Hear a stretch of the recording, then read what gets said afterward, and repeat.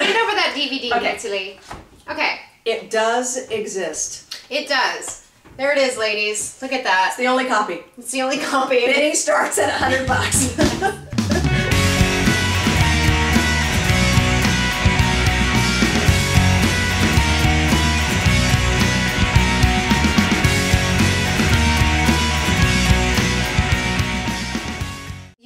There's a story out there that a lot of you guys don't know about, which is not way back, a few years ago when Nancy Lee had her pilot, Nikki and Nora, casting. Of course, my manager read the breakdown, and it was two, lesbian cops, which was my dream role of a lifetime. And obviously, I did not know Nancy Lee. And I read the script, and I'm not saying this because I know you and I love you. I fucking loved it. And it was like the first pilot I had read that I was like, this is it. I should be doing this, yada, yada. So my manager begged, pleaded, and got me in to read. And Casting director's name will not reveal. No. But this casting director has since become a big fan of mine. She's actually great. Which is interesting. She's really great. I just don't know what happened. I don't know what happened either. So what happens is I go into the casting, and for pilot readings, if you guys don't know, a little behind the scenes, they will read anywhere from like 100 to sometimes 125, 30 people.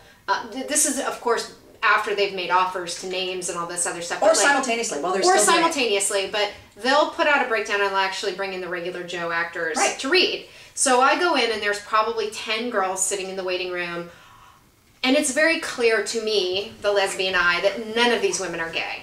And it's actually very few gay people auditioned for the show. Interesting. Yes, well, I could tell. So I go in and I read, and I was so confident in this audition. I was probably a little young for the role, to be honest, at that time, because this was what was this? Right, Katrina. So it was 6 years ago, 5 years ago. Yeah. Yeah. So I would have been 27, 28. Maybe that I would have been the right age, but I would like to say that I looked young for my age. Maybe that's not true. But I think I did. And we were playing 30s. We were playing early 30s. We were trying to be legit. Like, you have to be a certain age to actually be a cop and be a detective. Yes. And I think I probably I probably looked mid-20s to be fair, and I was blonde. But anyway, that's why. That's what happened. I was blonde at the time. But I go in, and I felt, as far as attitude and acting, I had this because it was a lesbian role, and I looked around the room, and there's certain times when you walk in and you're like, I fucking got this. Like, there's no one here. And I read it, and I felt awesome about the audition. The casting director said, she just doesn't read gay. Yeah. She doesn't seem gay at all. And by the way, the casting director's really straight. A femme, really sweet. I mean, we were giving her lesbian 101 during this whole thing. But I kind of butched it up. I mean, I was wearing a wife beater, and I actually had a wallet chain, and and I was comfortable in this, and all these other girls in there were reading had high heels and their long nails, and, I was just like, this is clear. These are clearly not lesbians, and they don't look, but of course this is network television, and how a lesbian looks on network television is whatever.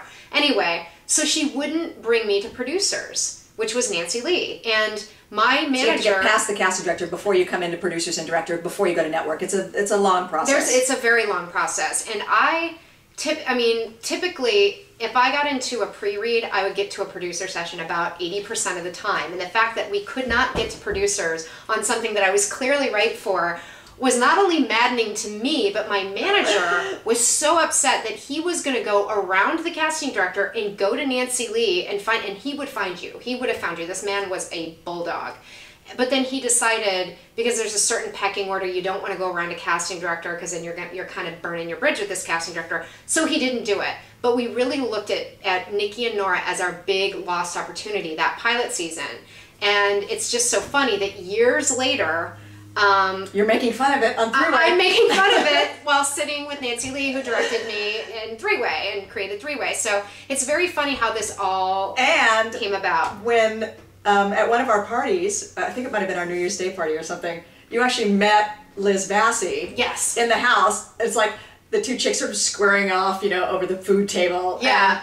And I'm like, talk to her. And she of course has no idea. No, and she's a lovely person. And she's awesome, and she was great. And I saw the pilot, and they were both fantastic. And it's how it should have been. But it was just interesting that we're doing three-way, and now these girls are playing a version of themselves of a show that I was killing to just get in front of Nancy playing straight girls who end up playing lesbians. Yes. I mean, we just made fun of the whole thing, and part of it was your story. And thank you for giving that out for three-way and letting us make fun of it. It was great. But it was seriously like a very when I connected all the dots, and I was like, this is hysterical that all those years, it's not all those years ago, but it was a few years ago, I was dying. In Hollywood years, that's a lot. Yeah, it is. It is in Hollywood years. It's 4 pilot seasons, that's a lot. It is. But so now I got to be on three-way. And I met Nancy Lee at her New Year's party. A friend of mine brought me to the party and said, you have to meet this woman, and I did, and I met Paige, and we all loved each other, and then I just started hanging out, and then three-way came about. And she found herself back in this very house. Yes. Which is the three-way set as well. Yes. You all know. Here we are.